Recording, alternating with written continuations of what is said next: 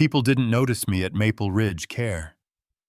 I was the girl who slipped in, tied my hair back, checked the chart twice, and remembered who takes their tea with lemon that changed the morning. A billionaire rolled in with his deaf mother and a storm of suits and whispers behind him.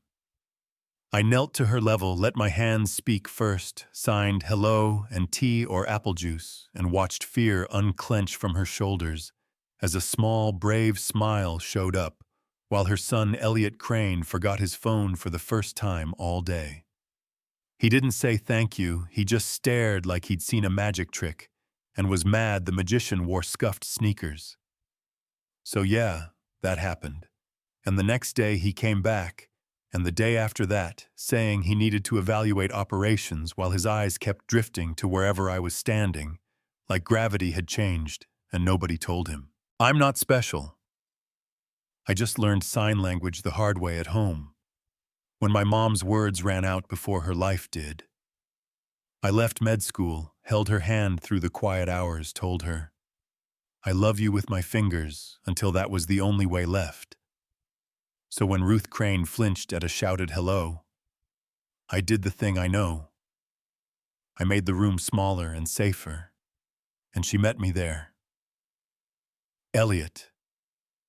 This man who knows how to own a table without pulling out a chair found me in the little therapy room with the lamp that pretends fluorescent light has a heart, and asked if I'd teach him, not like a boss giving orders, but like a son asking a door to open. So I picked 3 phrases, the only ones that matter. When time is not promised, I'm Elliot, I'm your son, I love you.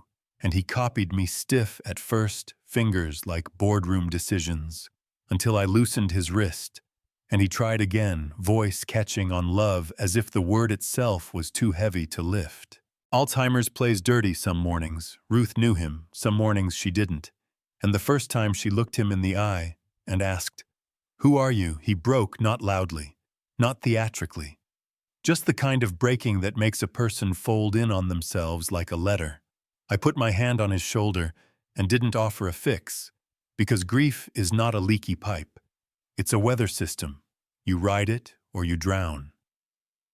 That night in the common room, with fake sugar cookies and a brave piano volunteer, he knelt and signed the 3 sentences. Slowly, people stopped mid-sip, and when Ruth reached up and pulled him close, the whole room forgot how to breathe. I pretended my eyes were just tired, nobody bought it, and if you think that moment fixes everything, you haven't worked in a place where kindness gets treated like contraband. The break room turns into a courtroom that runs on rumor. She's always with him now, someone said soft. Like that makes it better. Maybe she's angling for a promotion. Another laughed, with her mouth closed. The administrator called me in, dropped the word optics like a verdict. Asked me to step back from Ruth for a bit, and I did, because fighting the wrong fight is still losing, but I won't lie. The halls felt colder. Ruth's smile faded and the days dragged like wet coats. Then the notebook showed up, small leather, my name written like a secret inside were my 3 phrases drawn out. His pen copying my corrections from the lesson room, and in the middle a line that landed like a hand on my back. I started for my mother. I kept going because of you. I read it twice, put in for personal leave, took the quiet home with me, and let my plants try to teach me patience again. He found me anyway, not with flowers or a speech, with a laptop and a tremor in his voice. He said, he'd looked through my file, then he looked further.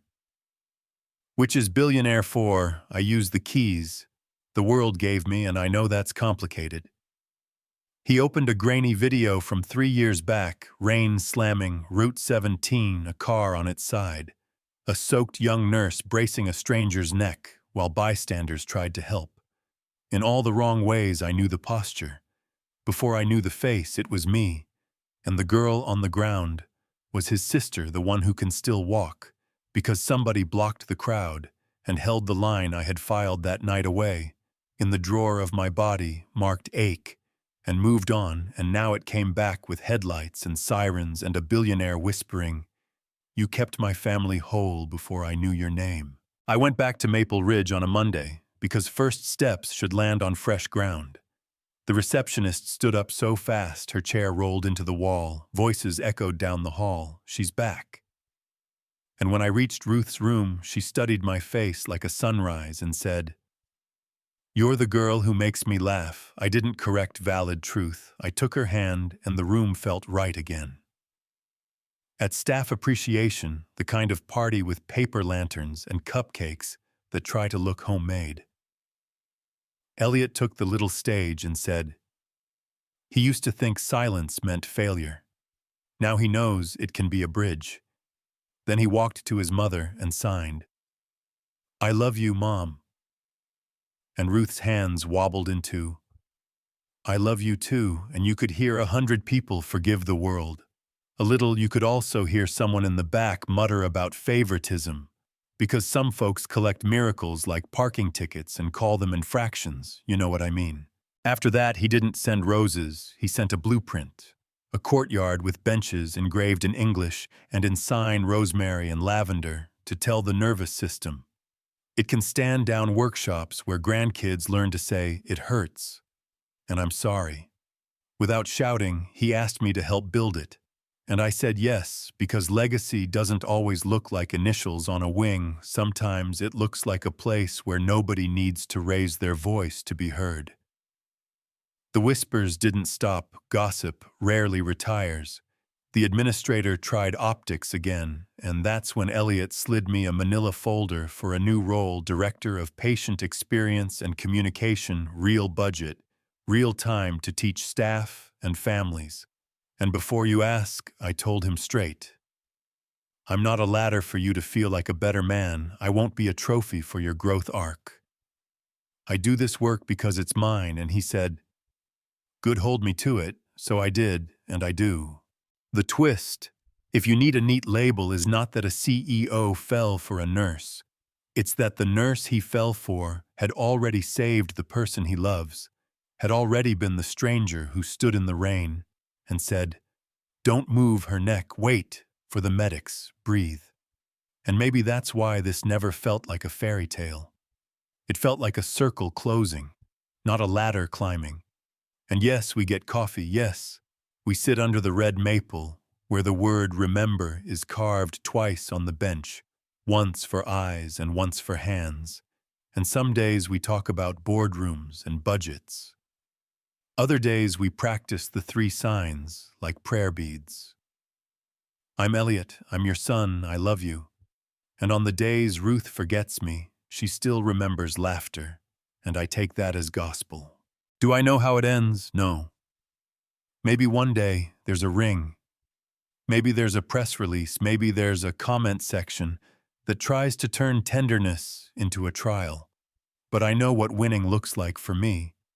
It looks like a veteran who pretends he doesn't cry, signing thank you to his daughter, a nurse who thought she was invisible getting a real seat at the table without shrinking to fit a courtyard, where a woman who hasn't spoken in weeks signs sorry, and her child stops bracing for impact and starts holding her hand. So here's the part where I put it back in your lap. Is kindness a currency we spend wrong in this country? Do we punish quiet people for not performing their goodness loud enough? Should a man get credit for learning to say, "I love you"? If a woman had to show him how, where is the line between compassion and compromise when power walks in wearing a perfect tie? Tell me if I crossed a line or raised a bar. Tell me if you've been underestimated and refused to stay small. Anyway, drop your take in the comments. Say where you're watching from. Share the moment. Someone changed everything with their hands, not their volume.